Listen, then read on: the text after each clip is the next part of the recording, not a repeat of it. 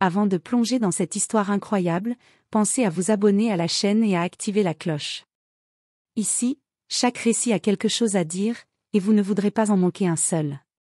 Dans les ruelles sombres de Riverdale, deux silhouettes se faufilaient avec une grâce presque surnaturelle. Les habitants du quartier les connaissaient sous le nom de Jake et Dylan Carter, deux frères jumeaux apparemment ordinaires, inséparables et souvent silencieux. Pourtant, personne ne se doutait du secret qu'ils portaient depuis leur enfance.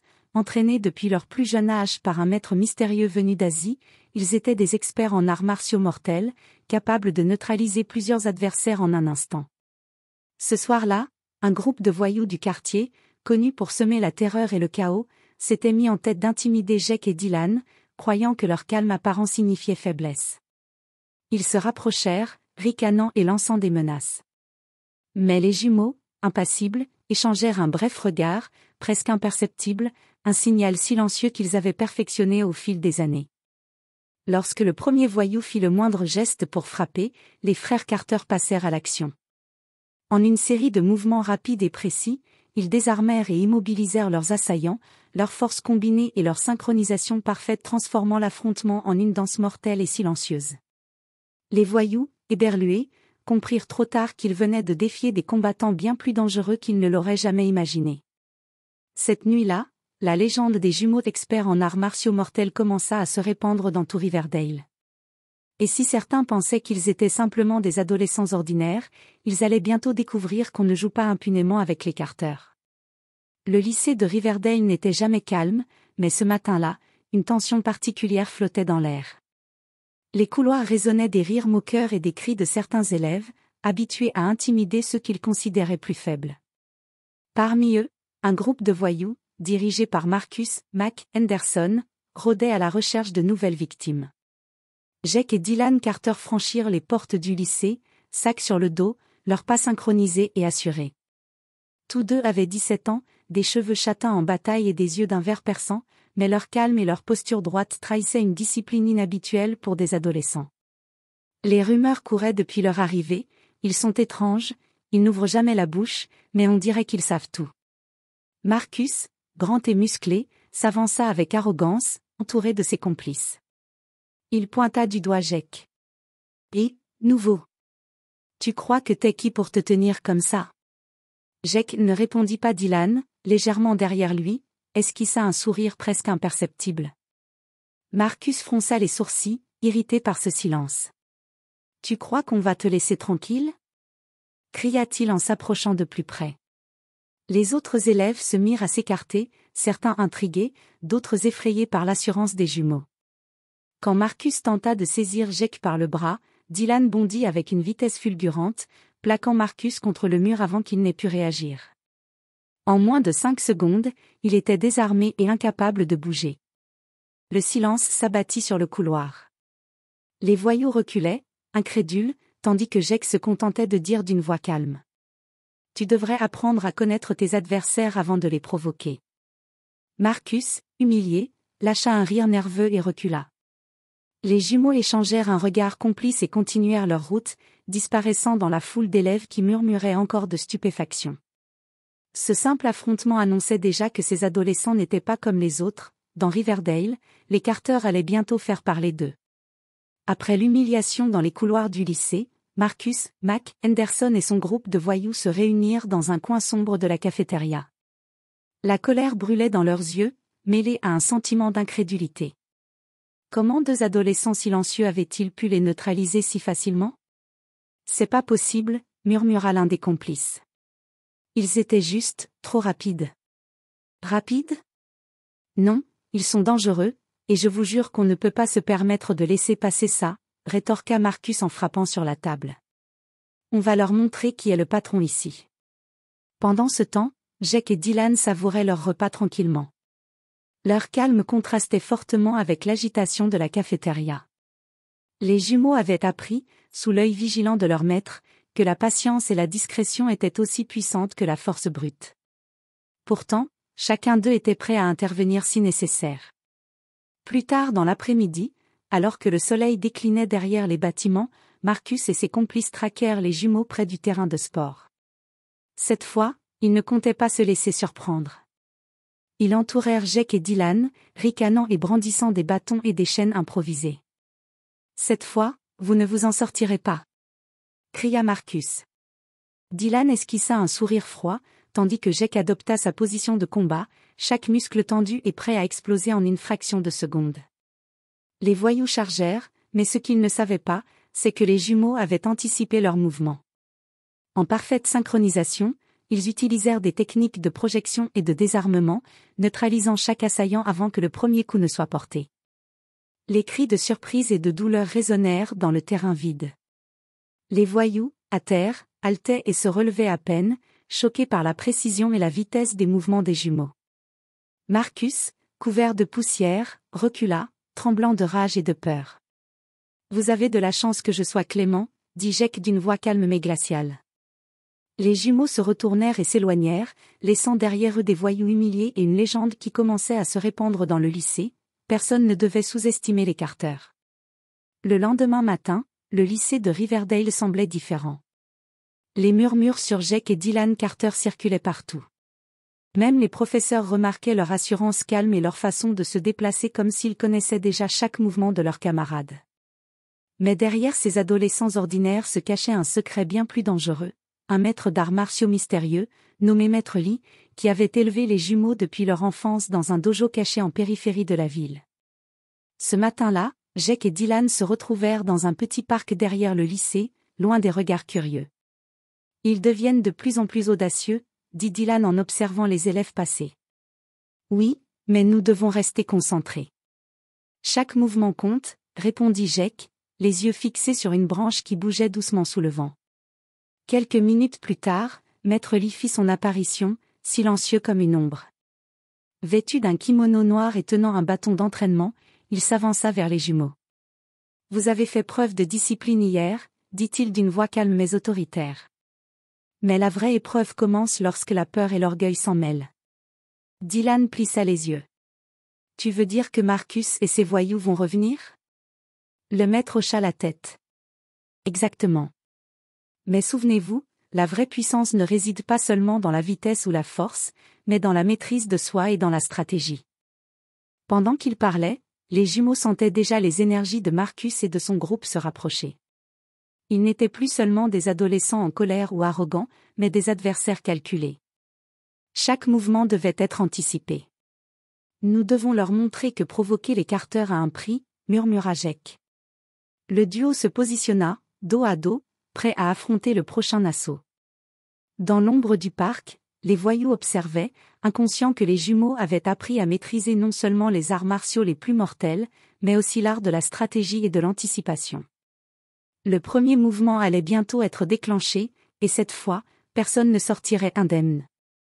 Le soir tombait sur Riverdale, et le parc derrière le lycée était plongé dans une semi-obscurité. Les jumeaux Carter attendaient patiemment, chaque muscle tendu, chaque respiration contrôlée. Ils savaient que Marcus et ses voyous ne tarderaient pas à apparaître. Et effectivement, des bruissements de pas alertèrent Jake et Dylan. Marcus, accompagné de ses complices, surgit du bosquet, cette fois armé de bâtons, de chaînes et d'une colère brûlante. « Cette fois, vous ne vous en sortirez pas !» cria Marcus en avançant avec arrogance. Les jumeaux échangèrent un regard silencieux, un signal appris par des années d'entraînement. Comme toujours, ils agissaient en parfaite synchronisation, un duo dont chaque mouvement était anticipé et calculé. Lorsque Marcus frappa le premier, Dylan esquiva avec fluidité, attrapant le bâton et le retournant contre l'un de ses complices. Jake, de son côté, utilisait des techniques de projection, envoyant un adversaire au sol avant qu'il ne puisse réagir. Les voyous, surpris, peinaient à suivre la rapidité et la précision des jumeaux. « Vous êtes rapide, mais pas invincible !» hurla Marcus, essayant de coordonner ses hommes. Dylan fit un pas en avant, en un geste fluide, désarma deux voyous simultanément. Jake, profitant de l'ouverture, projeta le troisième sur un banc en bois, neutralisant presque toute leur attaque. Mais Marcus, obstiné et furieux, fonça directement sur Jake. Le choc des deux adversaires fit trembler le sol. Chaque coup échangé était une démonstration de force et de technique. Marcus comprit trop tard qu'il sous-estimait les jumeaux, ils n'étaient pas seulement rapides et puissants, mais aussi intelligent et stratégique. Ça suffit, murmura Dylan, tandis que Jake immobilisait Marcus avec un mouvement précis de clé articulaire, le laissant à la merci des jumeaux. Le silence s'installa. Les voyous, haletants et humiliés, reculèrent lentement. Marcus, rouge de colère et de douleur, réalisa qu'il venait d'être complètement dominé. Les jumeaux, impassibles, se tournèrent et s'éloignèrent dans l'ombre, laissant derrière eux un message clair: dans Riverdale, les Carter n'étaient pas à prendre à la légère. Le lendemain, Riverdale semblait calme, mais Jake et Dylan savaient que cette tranquillité n'était qu'illusoire. Les voyous humiliés la veille ne resteraient pas les bras croisés. Marcus, en particulier, nourrissait une rage qui promettait de grands dangers. Dans un entrepôt abandonné à la périphérie de la ville, Marcus rassemblait ses complices. L'atmosphère était électrique, emplie de colère et de vengeance. On ne peut pas laisser ces gamins nous ridiculiser, cracha Marcus. Cette fois, on va les surprendre. Ils ne s'attendent pas à ce qu'on utilise, ça. Il sortit un sac contenant divers objets, chaînes renforcées, bâtons, sprays irritants et autres outils de bagarre. Ses yeux brillaient d'une lueur dangereuse. On va les coincer ce soir, là où personne ne pourra les aider. Pendant ce temps, Jake et Dylan étaient au dojo secret de Maître Lee, s'entraînant à la maîtrise de nouvelles techniques de combat rapproché et de désarmement. Ils vont revenir avec plus de force et de ruse, expliqua le maître. Vous devez anticiper chaque mouvement et rester synchronisé. Dylan fronça les sourcils. On doit être prêt à tout. Cette fois, ce ne sera pas seulement un affrontement physique, ils chercheront à nous piéger. Maître Lee hocha la tête. Exactement. Le vrai combat ne se gagne pas uniquement avec les poings, mais avec l'esprit. Votre patience, votre stratégie et votre anticipation seront vos meilleures armes. Alors que le soleil se couchait derrière les immeubles, les jumeaux sentirent la tension dans l'air. Les voyous préparaient quelque chose de plus dangereux que jamais, et le moment décisif approchait. Cette nuit-là, Riverdale allait découvrir que les Carter n'étaient pas seulement des adolescents experts en arts martiaux, mais des tacticiens capables de transformer toute attaque en piège contre leurs ennemis. Et pour Marcus, cela allait être la leçon la plus douloureuse de sa vie. La nuit tombait sur Riverdale, et une brume légère enveloppait les rues désertes. Les jumeaux Carter avaient senti que Marcus et ses voyous allaient passer à l'action. Leur instinct, affûté par des années d'entraînement avec Maître Lee, ne les avait jamais trompés. Marcus et ses complices avaient choisi un vieux chantier abandonné comme terrain pour leur revanche. Les planches branlantes, les poutres métalliques et les piles de briques offraient de nombreux points pour tendre des embuscades. Cette fois, on les aura, murmura Marcus, ses yeux flamboyants de rage. Jake et Dylan arrivèrent discrètement, analysant rapidement le lieu. Chaque ombre, chaque recoin pouvait cacher un danger. Ils veulent nous piéger, mais nous pouvons retourner leur plan contre eux, dit Jake calmement. Dylan acquiesça, et tous deux prirent position. Lorsque les voyous surgirent des ombres, armés et prêts à frapper, les jumeaux réagirent avec une précision presque surnaturelle. Les chaînes furent désarmées, les bâtons neutralisés, et les voyous projetés au sol avant même de comprendre ce qui se passait. Chaque mouvement des jumeaux était calculé pour utiliser l'environnement à leur avantage, une poutre pour déséquilibrer un adversaire, une pile de briques pour canaliser l'attaque d'un autre, et chaque geste était synchronisé avec l'autre. Marcus, furieux et incapable de suivre, tenta de fuir, mais Dylan l'intercepta avec une technique de projection parfaitement exécutée. Jake immobilisa un autre complice avec une clé articulaire, laissant les voyous haletants, épuisés et humiliés. Vous ne comprenez toujours pas, dit Jake d'une voix glaciale, le calme contrastant avec la violence de leurs mouvements. On ne joue pas avec nous. Les voyous, terrifiés et vaincus, reculaient à peine, comprenant enfin qu'ils avaient sous-estimé la force et l'intelligence des jumeaux. Ce soir-là, Marcus réalisa que sa revanche avait échoué, et qu'aucune ruse ni intimidation ne suffirait à vaincre les Carter. Alors que les jumeaux s'éloignaient dans la brume, leurs silhouettes jumelles semblaient presque irréelles, comme si deux ombres imprenables avaient laissé leur marque sur la ville. Une leçon venait d'être donnée. Dans Riverdale, Jake et Dylan n'étaient pas simplement des adolescents, mais de véritables maîtres d'arts martiaux, stratégiques et mortels. Les jours suivants, Riverdale semblait reprendre son rythme habituel. Mais Jake et Dylan savaient que la tempête n'était pas terminée. Marcus, humilié à plusieurs reprises, ne pouvait plus agir seul. Il commença à recruter d'autres voyous et adolescents influençables du lycée, promettant pouvoir, argent et vengeance collective contre les jumeaux. Cette fois, ce ne sera pas juste une bagarre, on va les écraser, dit Marcus à ses nouveaux alliés dans un garage abandonné. Ils sont rapides, mais en nombre, on peut les submerger, répondit l'un des complices. Pendant ce temps, les jumeaux, toujours au dojo avec Maître Lee, s'entraînaient non seulement aux arts martiaux, mais aussi à la perception de situations de combat impliquant plusieurs adversaires. Vous devez apprendre à anticiper non pas un seul mouvement, mais la coordination de plusieurs attaquants, expliqua le maître. Dans un vrai combat, la force brute ne suffit pas. L'esprit doit être plus rapide que les muscles. Dylan se tourna vers Jake. Il y aura plus d'adversaires cette fois. On ne peut pas se permettre la moindre erreur. Jake hocha la tête. Exact. Mais nous sommes prêts. Chaque mouvement compte, et nous avons l'avantage de la synchronisation. Le soir venu, les jumeaux patrouillaient discrètement autour du lycée et du parc, sentant déjà l'agitation dans les rues. Marcus et sa nouvelle bande se préparaient à frapper, mais cette fois, l'arrogance des voyous pourrait leur coûter cher. Les jumeaux avaient appris de chaque affrontement précédent et savaient que la vraie victoire résidait dans la stratégie et la maîtrise totale de leur environnement. La tension monta. Dans les ombres, des silhouettes se rapprochaient, des murmures d'un plan maléfique se faisaient entendre.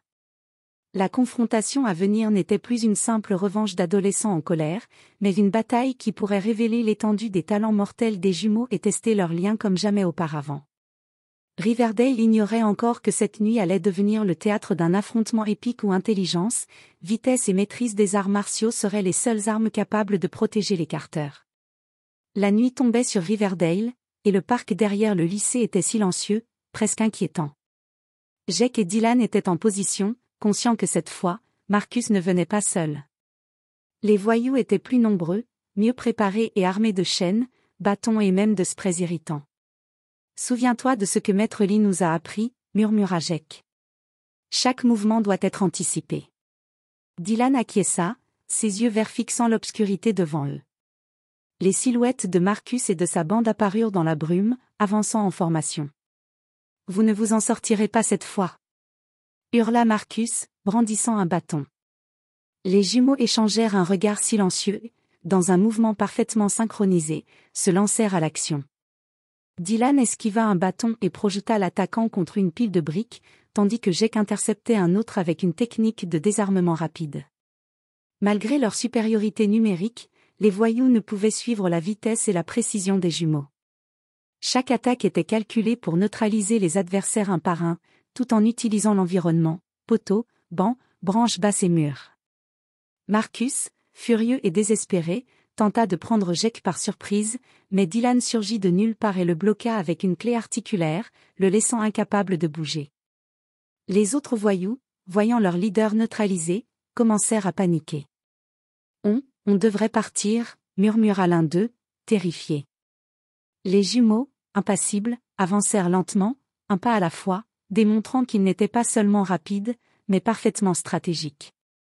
Le chaos autour d'eux semblait presque chorégraphié, chaque mouvement un mélange de précision et de force mortelle. Finalement, Marcus et ses voyous, haletants et humiliés, furent forcés de reculer.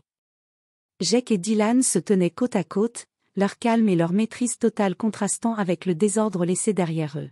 « Vous devriez apprendre que provoquer les Carter a toujours un prix, » dit Jake d'une voix froide mais posée. Alors que la brume s'épaississait, les jumeaux disparurent dans l'ombre, laissant derrière eux des voyous vaincus et un quartier entier qui commençait à murmurer le nom des Carter avec respect et crainte. Le lendemain matin, le lycée de Riverdale était en effervescence. Les rumeurs sur la confrontation nocturne circulaient déjà dans tous les couloirs. Les élèves chuchotaient, certains impressionnés, d'autres encore effrayés. Marcus et sa bande avaient disparu, humiliés et silencieux, tandis que les jumeaux Carter devenaient peu à peu une légende vivante. Dans la salle de classe, le professeur observait les jumeaux avec un mélange de curiosité et de respect. « Jake, Dylan, je dois dire que vous avez fait une impression remarquable, » dit-il, hésitant. Les jumeaux échangèrent un léger sourire, mais restèrent silencieux. Leur discrétion faisait partie de leur force, et ils savaient que la véritable leçon ne venait pas seulement de la victoire physique, mais de la maîtrise de soi et de l'esprit. Cependant, tous n'étaient pas impressionnés. Marcus, encore humilié, commençait à élaborer un plan plus complexe, cherchant à rallier d'autres élèves et à trouver de nouvelles stratégies pour affronter les jumeaux. Il se murmurait que certains adultes du lycée eux-mêmes ignoraient jusqu'où Marcus pouvait aller pour récupérer son pouvoir et sa réputation. Pendant ce temps, les jumeaux se retrouvaient au dojo secret de Maître Lee. Chaque victoire attire de nouvelles menaces, expliqua le maître. Ne sous-estimez jamais la soif de revanche. La discipline et la stratégie que vous avez appliquées doivent maintenant devenir votre mode de vie. Dylan fronça les sourcils. Alors cette histoire n'est pas terminée? Pas du tout, répondit Jake. Chaque bataille nous prépare à la suivante. Et parfois, l'ennemi le plus dangereux n'est pas celui que vous voyez venir, mais celui que vous ignorez. Les jumeaux comprirent alors que leur lutte pour protéger leur honneur et leur quartier ne faisait que commencer. Riverdale allait bientôt découvrir que derrière le calme et la discipline des Carter se cachait une force qui défiait toute logique et toute imagination. Quelques semaines après la dernière confrontation, Riverdale avait changé. Les rumeurs sur Jake et Dylan circulaient dans chaque couloir, chaque parc et chaque coin de rue. Les jumeaux étaient devenus plus que des adolescents, ils étaient désormais une légende, des figures respectées et redoutées dans toute la ville. Mais malgré cette notoriété grandissante, Jake et Dylan restaient fidèles à l'enseignement de Maître Lee, discipline, maîtrise de soi et anticipation. Ils savaient que la véritable puissance n'était pas dans la peur qu'ils inspiraient, mais dans leur capacité à protéger ceux qui ne pouvaient pas se défendre. Marcus et ses complices, toujours humiliés et incapables de défier les jumeaux, avaient quitté Riverdale pour chercher d'autres territoires à terroriser. Mais l'expérience leur avait laissé une leçon, les Carter n'étaient pas à sous-estimer, et chaque attaque contre eux se soldait par une défaite assurée.